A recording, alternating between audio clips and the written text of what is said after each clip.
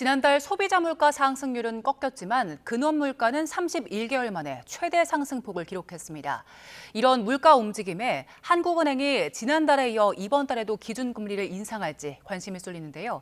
관련해서 천소라 인하대학교 경제학과 교수와 짚어보겠습니다. 어서 오세요. 안녕하세요. 네.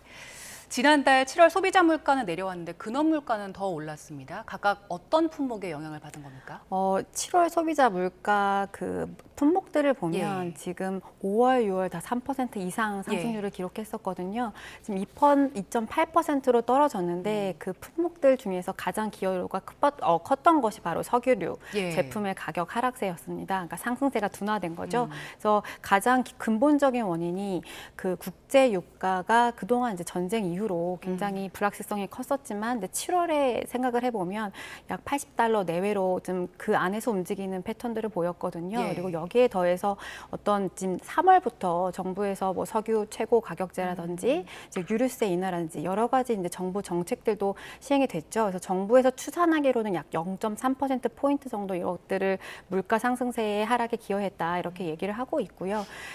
지금 또 다른 품목으로는 이제 농산물도 좀 둔화가 됐는데 이제 상승세 둔화에 이제 농산물이 들어간 것은 여러 가지 농산물 자체는 사실은 뭐 기상 여건이라든지 작황 상황 이런 것에 영향을 받을 수가 있지만 이제 좀 전쟁 이후로 여러 가지 이제 민생 대책의 일환이라든지 뭐 대형마트 할인 행사 이런 것들로 인해서 이제 농산물과 석유류 이런 것들의 가격이 꺾이면서 2.8%를 기록했다 이렇게 볼 수 있을 것 같습니다. 근원 물가 같은 경우에는 31개월, 2년 7개월 만에 가장 큰 상승폭을 보였는데 어떤 영향이 컸던 겁니까? 근원 물가라고 하면 제가 앞서 말씀드린 이제 석유류라든지 이제 농산물을 제외한 이제 이 수치라고 생각할 수가 있겠는데요. 이제 OECD 기준으로 많이 쓰는 이제 근원 물가 지표가 이제 식료품 및 에너지 가격 제외 지표라고 해서 이제 우리가 기조적 물가 흐름을 볼 수 있다 이렇게 얘기를 하거든요.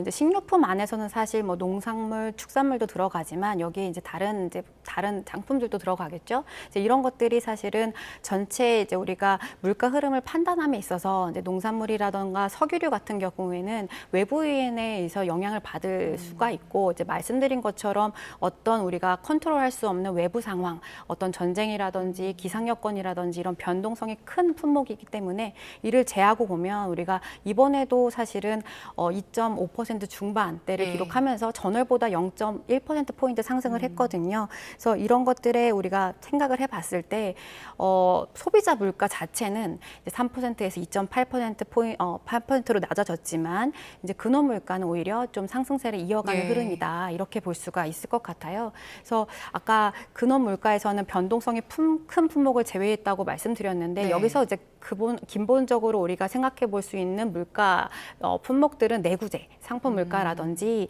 그 다음에 이제 우리가 생각해 볼 수 있는 서비스 물가 같은 것들이거든요. 이제 서비스 물가 같은 경우에는 이제 좀 사람들이 정말 수요에 영향을 받을 수가 있고 그리고 상품 물가도 이제 우리가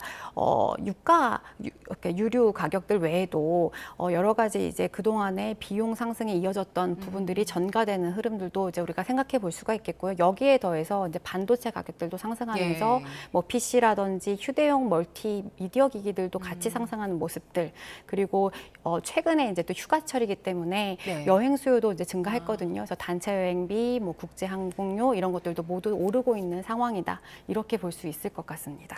근원 물가에 대해서 기조적 물가라고 설명을 주셨는데 한은에서는 그 금리 결정할 때 이 근원 물가 더 중요하게 보잖아요. 그건 왜 그런 겁니까? 아무래도 이제 한국은행이 어떠한 경로로 금리가 물가 안정에 기여하는가를 생각해 보면 될 것 같아요. 그래서 물가라는 것이 아까 말씀드린 것처럼 다양한 품목들로 구성이 되어 있는데 이제 금리를 올리게 되면 사실은 아까 말씀드린 뭐 국제 유가 자체를 떨어뜨릴 수는 없는 거잖아요. 그러니까 수요를 떨어뜨리면서 이제 물가 상승세를 둔화를 시키는데 물가 안정에 기여하는 측면이 있는데 이제 금리 인상이 되면 뭐 여러 가지 수요 측에 의해서 발생할 수 있는 소비라든지 어떤 투자라든지 이런 여력들이 좀 둔화가 되면서 이제 그로 인한 수요 측 압력에 물가 상승세가 둔화되는 거죠. 그래서 말씀드린 것처럼 지금의 물가 상승세가 공급 측 요인, 뭐 물가가 뭐 유가에 상승했다든지 뭐 기상 여건의 악화에 폭염으로 인해서 뭐 배추 가격이 급등해서 상승했다든지 이런 요인들은 사실은 금리 정책으로 우리가 어떻게 할 수 없는 부분이고 것이고 우리가 금리가 잘 작동해서 시장이 물가 안정에 기여하는가를 보려면 아무래도 그런 것들을 좀 제외한 나머지 물가를 보는 즉 근원 물가를 보는 것이 좀 더 바람직하다라고 할 수 있을 것 같습니다. 네, 그러니까 큰 흐름에서 물가는 아직 오름세가 이어지고 있는 걸로 보고 있고 또 여기에 우리 성장세에도 주목을 한 것 같은데 실제 그 한은이 예상했던 것보다 GDP 성장률이 더 높게 나왔잖아요. 그래서 한은 쪽에서는 기준금리 인상 필요성 커지고 있고 부담 좀 줄고 있다고 보는 것 같은데 그러면 이번 달에도 금리를 인상할 가능성이 높은 겁니까? 지금 우리가 지표를 판단할 때 말씀하신 것처럼 금리를 우리가 방향을 결정하는 가장 큰 변수가 성장과 이제 물가라고 할 수가 있는 거죠. 예. 말씀하신 것처럼 1분기에도 우리가 전기 대비 성장률로 3% 이상 기록했고 2분기에도 0.6% 정도 예. 기록해서 이것만으로도 4%가 넘는 거거든요. 그래서 우리가 금리가 인상돼서 물가가 안정되는 채널이 이제 수요가 떨어지면서 경기 둔화에 대한 우려가 있을 텐데 지금 워낙 반도체 경기도 호조인 상황으로 지표가 워낙 좋게 나오고 있고 그래서 우리가 금리 인상의 부작용이라고 한다면 성장세가 좀 꺾이는 게 아닐까라는 우려가 있을 수 있는데 이런 부분의 우려는 많이 해소가 됐고 어느 정도 지금 국제유가 상승에 의한 비용의 부담이 누적되면서 이런 것들이 가격에 전가되는 흐름들 예. 이런 것과 동시에 지금 원달러 환율이 떨어지고 있긴 하지만 기존에 우리가 이제 계속 한미 금리 차가 지속되어 상황에서의 환율도 높아진 흐름들도 분명히 있거든요. 예. 그래서 이런 것들 그리고 마지막으로 이제 금융 안정 상황에 유의를 해야 할 텐데 지금 현재 뭐 수도권 집값이라든지 워낙 지금 주식 자산 가격 변동성이 크게 확대된 구간에서 어떤 이제 금리 인상의 필요성에 대해서 이제 한 번으로는 부족할 수 있다라고 의사록에 이제 밝힌 바가 있고요. 그래서 아마 이번 8월에는 이제 그 후에 이제 금리 결정이 10월에 있거든요. 예. 그래서 이것을 어쨌든 요건은 충족이 되었지만 이것을 조금 더 긴축적인 시그널을 줄 것인가 아니면 좀 동결을 하고 한 스텝 좀 쉬었다가 가는 방향. 그래서 인하보다는 동결 혹은 인상 가능성을 열어둬야 한다라는 쪽으로 우리가 생각을 해볼 수 있을 것 같습니다. 예.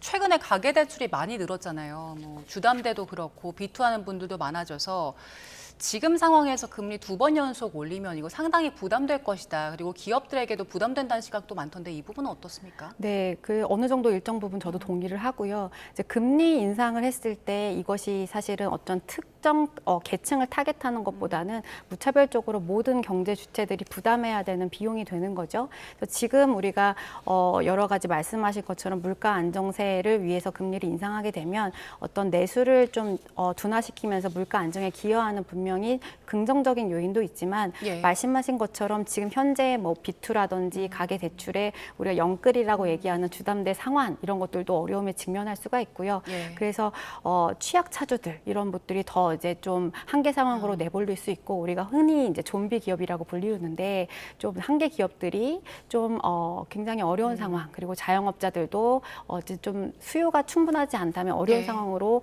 이어질 수가 있겠죠. 그래서 이제 이러한 리스크가 있고 그리고 장점이 있을 텐데 어느 것이 더 사회에 비용이 큰가라는 것을 우리가 고려하면서 아마 금리 결정이 이루어질 거다 이렇게 추측해 볼 수 있을 것 같습니다. 네, 27일에 금통이 열리기 때문에 어떤 결정 나올지 지켜봐야 될 것 같고요. 증시 이야기 좀 해보겠습니다. 블룸버그에서 우리나라를 투자 불가, 투자 부적격 국가로 분류하는 칼럼을 썼더라고요. 이거 변동성 때문이라면서요? 네, 그 정확한 워딩은 이제 uninvestable이라고 예. 얘기를 하는데, 그러니까 지금 한국 증시의 뭐 펀더멘털을 지적했다기보다 지금 과도한 주식의 변동성이 확대, 그리고 또 하나 이제 지목한 요인 중에 하나가 정책의 일관성과 신뢰성 문제도 예. 얘기를 했거든요. 그래서 지금 이런 물론 이제 우리가 전체 한국 증시 흐름에서 SK 하이닉스나 삼성전자가 굉장히 전반적으로 많은 이제 주도의 흐름을 이어가고 있는 건 맞지만 여기에 조금 더 보탬이 됐던 게 단일 종목 레버리지 상품들이었던 거죠. 그래서 이런 것들을 허용했던 뭐 정부의 정책이라든지 또 하나 이제 언급했던 것이 이제 국민연금이었던 건데 이것들이 이제 어떤 회의의 결정이 있었는지 사실은 이제 모든 개개인들은 알 수는 없는 거죠. 하지만 이제 우리가 관측할 수 있는 현상을 봤을 때 어떤 이제 목표의 배율을 상향해서 그것을 유지한다던가 시장이 과열됐을 때 어느 정도 이것들을 좀 이제 매도하면서 시장을 안정화하는 기여하는 역할들을 충분히 했었어에도 불구하고 예. 이러한 여러 가지가 한국 증시 상황, 한국의 어떤 주식에 이제 우리가 투자를 우리가 할지 말지를 고민할 때 신뢰성에 좀 훼손이 있을 수가 있다. 이런 부분을 지적한 부분인 거죠. 그래서 네. 이것들이 이제 우리나라에만의 문제인가라고 얘기했을 때 우리가 이제 일본인가 홍콩과 비교해 보면 예. 사실 굉장히 우리가 사이드카라는 얘기를 굉장히 많이 들었잖아요. 그래서 고점 이후로도 그렇지만 올해 우리가 뭐 매수 사이드카 이런 것들이 거의 뭐 30번 이상 네. 계속 발동이 됐고요. 이런 것들은 사실 전 세계에도 거의 없는 예. 상황인 거죠. 그래서 이런 부분들이 한국 증시의 굉장히 매력을 떨어뜨리고 있다라고 지적했다라고 이제 볼 수가 있을 것 같습니다. 네, 정말 유례없는 상황들이 계속해서 발생을 했었는데 일단 정부 정책에 대한 비판이 있었고요. 우리 금융위에서는 우리 그럴 우려 전혀 없다. 실적 괜찮고 펀더멘털 좋기 때문에 괜찮다라고 반박을 하고 있는데 교수님 생각은 어떠세요? 이제 금융위 보도 자료나 이제 반박 근거를 보면 모두 다 이제 동의하는 부분들도 네. 있는 거죠. 지금 현재의 어떤 주가 변동성이 펀더멘털과 관련이 있는가라고 보면 사실 그렇지는 않거든요. 굉장히 하루는 올랐다가 하루는 떨어졌다가 이제 굉장히 AI 기업들이라든지 반도체 실적을 보면 또 계속 양호한 흐름세를 이어가고 있는 거죠. 그래서 그런 부분들은 어느 정도 경제 펀더멘털과 관련 없는 변동성에 기여하는 부분들도 있고 두 번째로 그 정부에서 언급했던 것이 뭐 기업 경쟁력이라든지 예. 단일 종목 레버리지 상품들에 대한 규제들도 우리가 좀 했기 때문에 좀 지켜봐야 한다 이런 얘기를 하고 있거든요. 그래서 지금 정부가 내놓은 입장은 우리가 사실은 지적했던 부분은 정책의 일관성과 신뢰성 그리고 이 상품에 대한 어떤 출시 배경이라든지 국민연금의 어떤 목표 이런 예. 배율 이런 거에 문제를 지적을 했는데 금융위가 내놓은 답변은 펀더멘털과 예. 관련된 부분인 거죠. 그래서 정확하게 좀 해명을 했다라고 보기는 어려울 것 같습니다. 예, 정부 정책에 대한 지적에 대해서는 답변을 내놓지 않은 상황인데 그 정부에서는 금융위에서는 그 단일 종목 레버리지 ETF 기본 예탁금 올리면서 어느 정도 효과가 있다고 보는 것 같던데 블룸버그에서는 이거 상품 자체 중단시키지 않는 이상 부작용 계속될 것이다 이렇게 보더라고요. 이건 어떻게 보세요? 어느 정도 일리가 있는 말이라고 생각을 하고요. 어쨌든 뭐 상승하는 구간이나 하락하는 구간에 이것을 2배 또는 마이너스 2배로 추종하는 상품이 있으면 그 자체의 변동성만으로 그것을 증폭시키는 장치의 예. 역할을 할 수가 있는 거죠. 지금 현재의 그 규제 출시 이후에 사실은 거래 대금이 많이 줄었음에도 네. 불구하고 여전히 변동성이 있는 부분들도 있거든요.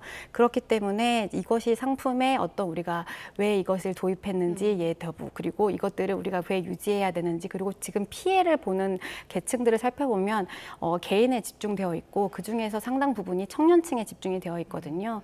그래서 이런 부분을 조금 더 이제 어떤 개인 투자자들이 손실을 최소화할 수 있는 방향으로 가야 된다 이렇게 생각을 하고 있습니다. 예, 코스닥 요즘 반등세가 눈에 띄더라고요. 3거래일 연속 매수 사이드카가 이어졌는데 이거 코스피 조정 받으면서 어느 정도 순환매가 진행되는 겁니까? 어느 정도 일정 부분은 기여를 했다라고 볼 수가 있겠는데 이게 뭐 지금 반등이 굉장히 예. 크다라고 보기보다는 지금 4월부터 계속 떨어지고 있었던 그렇죠. 거죠. 그래서 4월에는 뭐 1,200선까지 갔다가 지속적으로 장기간에 계속 하락세가 이어져 왔던 요인들도 분명히 있고 최근에 이제 3일간 이제 급등세가 이어왔던 건데 우리가 생각을 해보면 그동안에 반도체주 쏠림이라든지 레버리지 상품 출시라든지 이런 것들 때문에 사실은 돈이 다 그쪽 상품으로 몰린 측면들이 예. 있었거든요. 그래서 규제가 생기고 그리고 이제 이런 자금들이 흩어지면서 그리고 일부는 사실은 그 레버리지 상품 때문에 청산된 부분들도 분명히 있거든요. 그래서 이런 부분들이 돈의 흐름이 조금 이동하는 부분들도 있고 이러한 돈들이 뭐 바이오라든지 뭐 로봇이라든지 성장주에 조금 우리가 몰렸다 이렇게 보시면 될 것 같습니다. 네, 그리고 네. 예, 잠시 뒤 열리는 시장에서는 또 코스닥 어떻게 움직일지 좀 봐야겠네요. 자, 지금까지 천소라 인하대학교 경제학과 교수와 함께했습니다. 고맙습니다. 감사합니다.